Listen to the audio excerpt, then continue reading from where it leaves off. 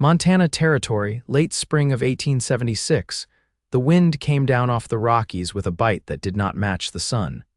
And the woman in the canyon below had no coat, no shoes, and a child clutched to her chest. Her dress was torn, the hem stiff with dried blood, and her arms trembled from more than cold. She stood silent in the middle of the narrow trail, not moving, not speaking, not even blinking when the sound of hoofbeats echoed down from the rise. The cowboy reined in fast. "Whoa there," he said, voice low. "You're all right now." The woman did not answer. Her eyes were wide, black from shock or fear or both. Her lips were cracked, mouth closed tight. The baby in her arms whimpered softly, its face buried in her collarbone. The man dismounted slow, hands visible, voice steady. "Name's Lawson, Avery. I'm not gonna hurt you, just passing through from the fort. You look like you've been run through hell." Still nothing. Lawson's boots hit the dirt and he stepped closer. The woman flinched but did not run. Her knees looked ready to give. "I got water," he said. "And jerky, blanket too. You and the little one, you need a rest." He knelt and pulled his canteen from the saddlebag, set it on the ground between them. Then he stood and backed away. The baby stirred again, a girl maybe 6 months old. Lawson guessed by the way she held the child that she was the mother. The woman looked young, early 20s most likely. Her hair was a mess of dark curls twisted up with pine needles and dust, and her face was hollow with exhaustion. She looked at the canteen, then at him. "I ain't gonna ask your name if you don't want to say it," Lawson said. "You do not have to talk to stay." That was the moment her breath caught. Her eyes filled and she dropped to her knees right there in the path. The baby let out a soft cry and she rocked gently, pressing her face into the little one's hair. Lawson stepped forward again, slow, and draped his blanket around her shoulders. Her hands did not move, still wrapped around the baby. She did not speak, but she did not pull away. He stayed kneeling beside her, just quiet. They sat like that for a long time. The sun was starting to dip when he finally said, "Camp's not far, got a fire and a mule who won't bite. You come if you want." She nodded. He led the horse beside them, walking slow so she could keep up. She never said a word.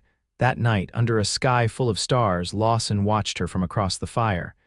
The baby was asleep on a bed of folded saddle blanket beside her. She stared into the flames, her face unreadable except for a flicker of something, maybe grief, maybe relief. "I will not ask," he said, voice quiet. "But if someone's after you, they will not get past me." She raised her eyes and they met his. For a second, something passed between them, not words, something stronger. He nodded once. They did not speak again that night. The next morning, she was still there. Lawson brewed coffee and offered her a tin cup. She took it with shaking hands, eyes down. "You got a name?" he asked gently. She opened her mouth.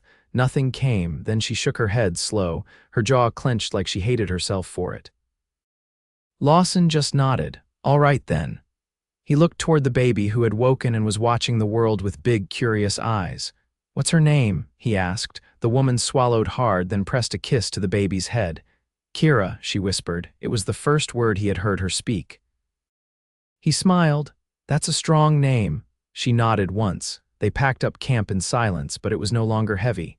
She followed him without hesitation now, her shoulders straighter, her steps steadier. He led her to a small cabin he had built 3 years earlier when he quit the army. It was tucked into a grove of aspens, near a creek, not much, but it was safe and dry. "This is mine," he said, lifting the latch, "but you can stay as long as you need." She stepped inside and looked around. There were maps on the wall, a rifle by the door, and a hand-carved cradle in the corner. Her eyes lingered on the cradle. "I built that for my sister's baby," he said.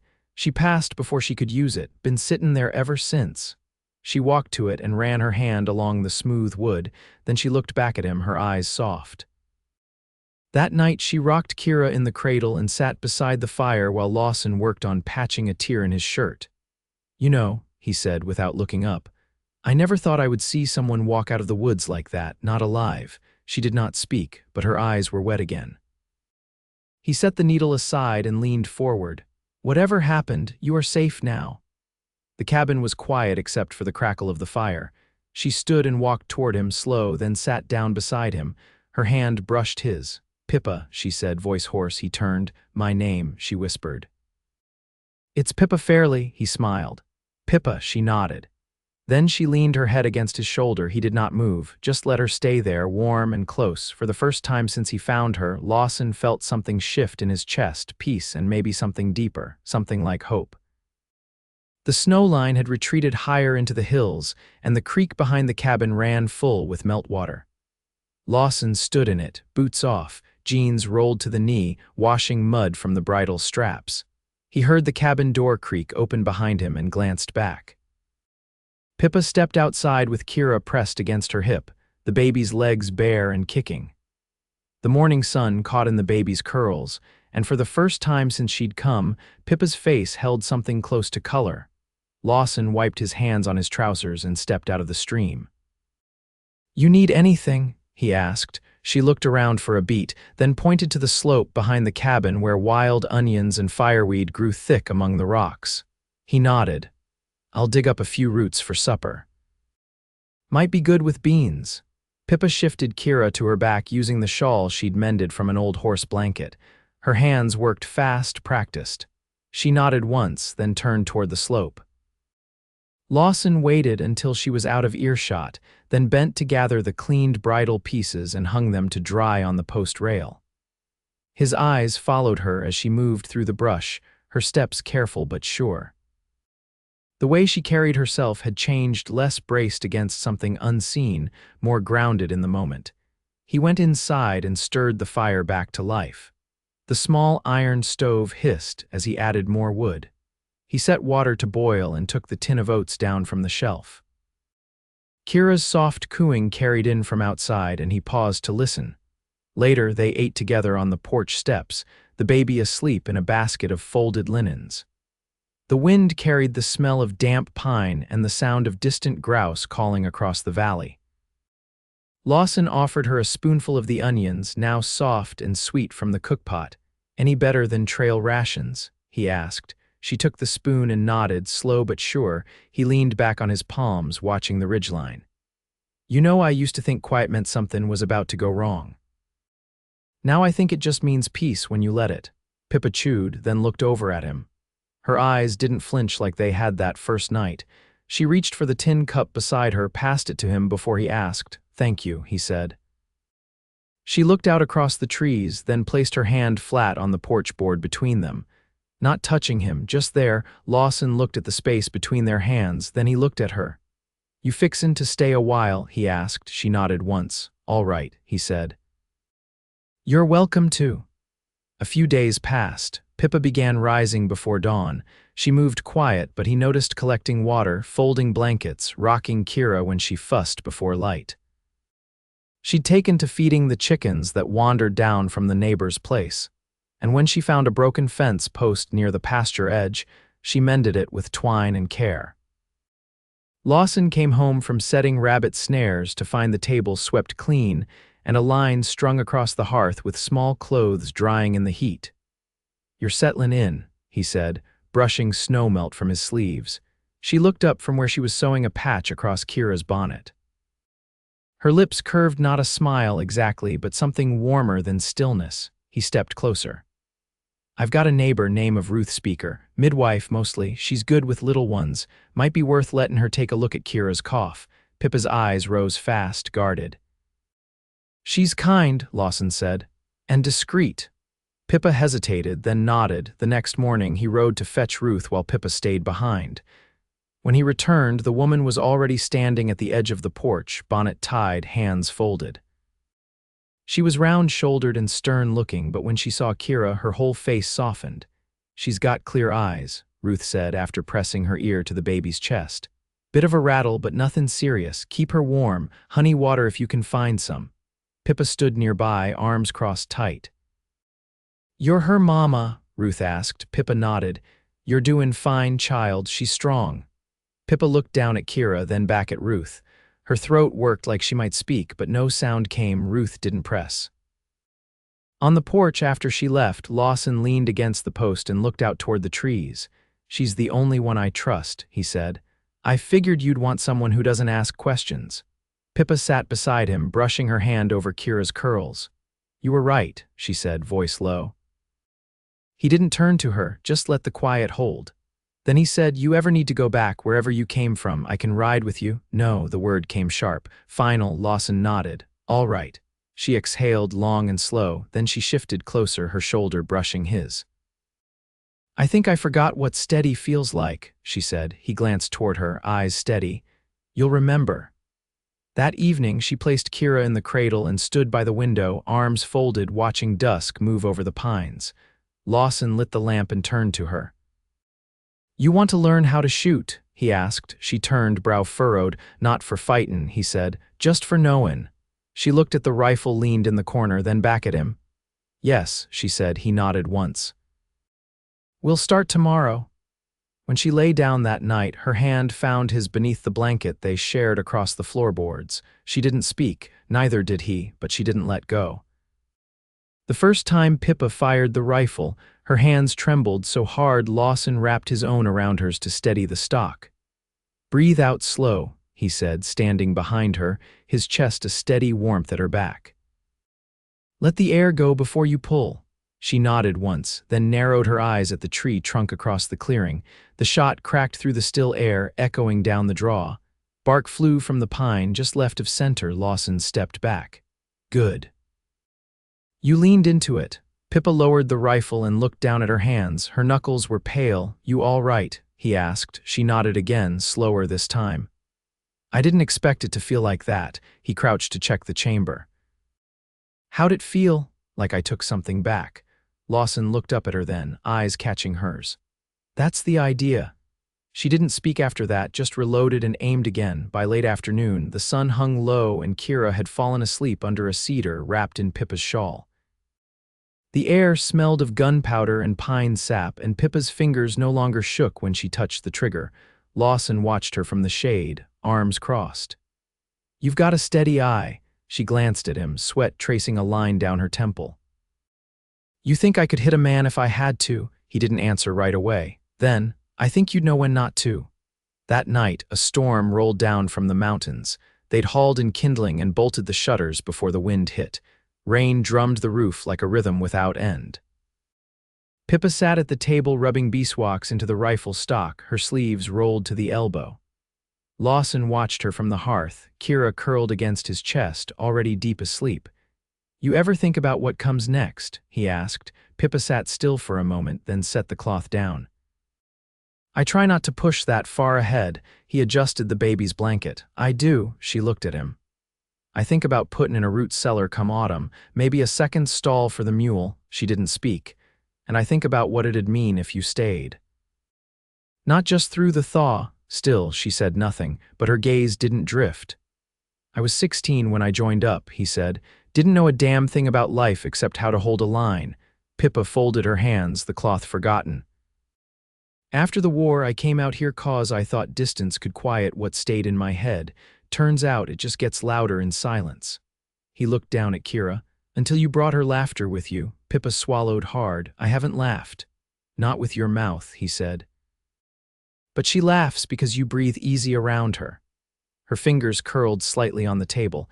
"You ever lose someone?" "Brother, a long time back, caught a fever on the trail, buried him near Abilene." She looked down at her lap. "You?" he asked. Pippa's voice came low. "My husband. Took his own life after the posse came through. He thought if he was gone, they'd stop looking." Lawson didn't move. "They didn't."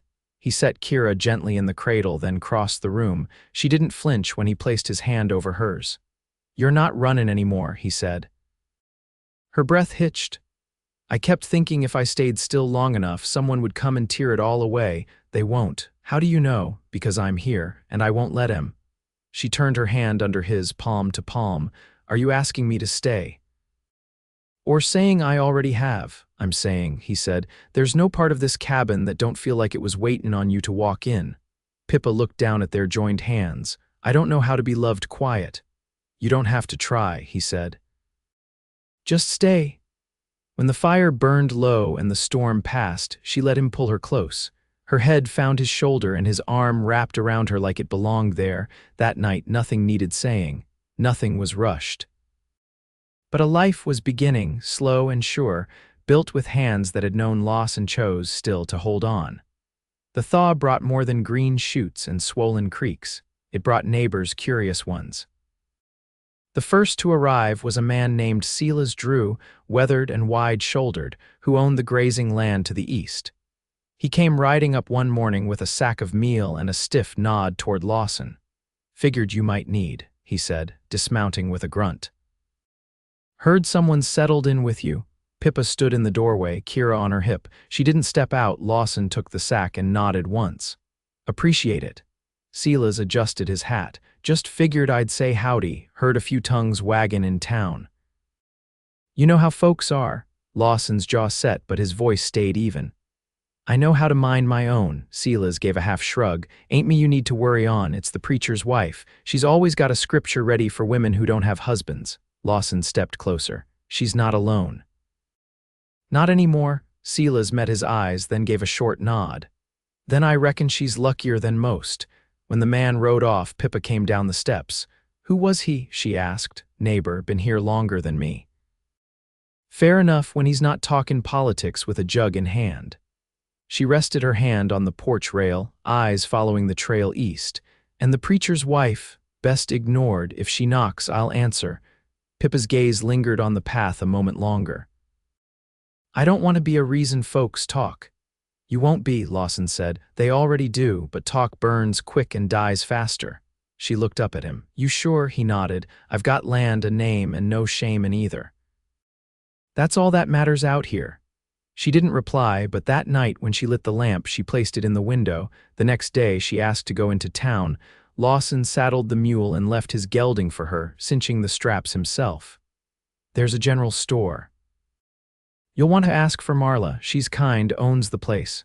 Pippa adjusted the shawl wrapped around Kira. "You'll stay here," he gave her a look. "Someone needs to feed the stock." She mounted slow, still not easy in the saddle, but steady. "We'll be back by dusk." Lawson watched her ride out with a weight in his gut he hadn't felt since his army days, something like waiting for a skirmish to end without knowing if it would. The hours passed slow. He chopped wood, checked the snares, and hauled water. At midday, he found himself standing at the fence looking down the slope like he could will her back. By the time hooves sounded on the trail again, the sky had gone pale with dusk. Pippa rode and straight-backed, Kira asleep in the sling across her chest. A small burlap sack hung from the saddle horn. Lawson stepped forward. "You all right?" She nodded, dismounted, and handed him the sack. Inside were sewing needles, a tin of powdered milk, and a small carved whistle. She wouldn't stop crying when we passed the livery. "A man there made her this," Pippa said. Lawson turned the whistle over in his hand. "Anyone give you trouble?" Marla didn't. "She gave me tea and asked if I knew how to dye cloth." He raised a brow. Pippa smiled, faint but real. "She offered to pay me to help next week." Lawson let out a low breath. "You want to?" She nodded. He looked toward the cradle inside the cabin. "We'll figure it. I can take the little one when you go." That night, Pippa drew a wash basin and scrubbed Kira's hands with lavender soap Marla had sent home in the sack. Lawson waited until the baby was clean and asleep before speaking. "You looked lighter when you rode in." Pippa paused at the hearth, drying her hands on her apron. "I didn't think I'd ever walk into a store again without someone calling me by the name I used to carry." "What name did you give?" She looked at him, steady. "Fairly." "Just that." Lawson didn't ask more. She crossed the room and stood in front of him. "You said once that silence made things louder." He nodded. "I think maybe I needed the quiet to hear myself again." He reached up, slow, and touched her wrist where it rested at her side. "And what did you hear?" "That I want to build something here." He stood, his hand still touching hers. "With me?" "With you." Outside, the spring wind moved through the grass, not sharp now, but warm and full of promise. Lawson leaned down and kissed her, not rushed, not uncertain. Like a man who had waited long enough to know when the waiting was done, she leaned into it, breath steady, hands sure. When they parted, he rested his forehead against hers. "I'll add your name to the deed come summer," he said. She closed her eyes. "I'd like that." And when the fire burned down to coals, they lay side by side, the baby between them, and the quiet held nothing heavy anymore, only the hush of a life beginning, full of soft breath and steady hands. The summer sun rose earlier now, casting long golden lines across the cabin floor before the rooster crowed. Pippa stood at the workbench near the window, rolling out dough with the side of a bottle, her sleeves pinned back with lengths of cotton string. Her hair had grown longer since the spring thaw, and when it slipped loose from its knot, she didn't bother to fix it. Lawson stood behind her, fitting a plank into the frame of a new cradle. Kira had outgrown the one by the hearth, her legs now long enough to kick the sides in her sleep. "You ever think about what she'll remember?" he asked, smoothing a knot in the wood. Pippa didn't look up from her work.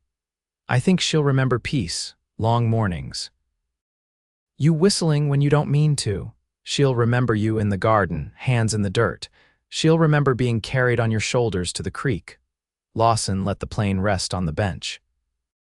"You make it sound like we've already lived a good long while." Pippa brushed flour from her hands. "We've lived enough to know what matters." That afternoon, she took the baby to Marla's to help with the summer dyeing. Lawson stayed behind to finish the cradle. The quiet settled differently when they were gone, not sharp like it once had been, but soft and full, like the slope of hills beyond the pasture. He worked until light tilted golden and the dust in the air turned to honey. When he stepped back, the cradle stood smooth and strong, a line of carved wildflowers running low across the side rail. He ran a hand along the oak, then turned as hoofbeats approached. Pippa rode in with the sun at her back, Kira dozing in the sling. Her dress was stained with indigo and her hands were blue to the knuckle. She dismounted slow, smiling in that small way she only did when she was too tired to pretend she wasn't content. Lawson met her at the porch. "Marla work you hard." She paid me in cloth scraps and lemon biscuits. He brushed a thumb against her stained hand. "You look like you wrestled a river. You should see Marla's apron." Inside, she set Kira down in the new cradle. The baby rolled once, then sighed and settled. Pippa stood over her for a long time, fingers still flecked with dye, and her eyes softened in a way Lawson didn't interrupt. Later, they sat outside with the stars just beginning to show. The porch boards creaked under their weight, but neither of them moved. Pippa leaned into Lawson, her head against his shoulder. "I never told you what my wedding was like," she said. "You don't have to." "I want to." He waited. "It was in a church outside of Laramie. I was 18. He wore a borrowed suit, and I wore my mother's dress. We both thought it was the start of something steady." Lawson didn't speak, only brushed her knuckles with his thumb. He wasn't cruel, just broken in a way I didn't know how to fix. I spent more time quiet than I ever did speaking. Lawson looked toward the tree line. "You don't have to be quiet here, I know. That's why I'm still here." The next morning, he rode into town on business with the blacksmith, and when he returned, Pippa was in the yard planting a row of beans behind the cabin. She stood with her back straight, hands in the soil, her dress smudged with earth. He dismounted and handed her the small parcel wrapped in brown paper. She unwrapped it carefully, a set of embroidery threads in 6 colors and a length of cotton muslin. "I saw it and thought of the way you touch things now," he said. "Like you're making room for beauty again." She looked at the fabric, then at him. "I want to make something for the wall, something that's ours," he nodded. "You will?" That evening, they ate by lamplight, and Kira stood at the table holding herself upright on one hand, grinning with 2 teeth showing. Pippa laughed aloud, and Lawson leaned back in his chair, watching mother and child with a fullness he never tried to name. Weeks passed, and the garden rooted deep. Kira began to toddle, one hand always stretched toward something new.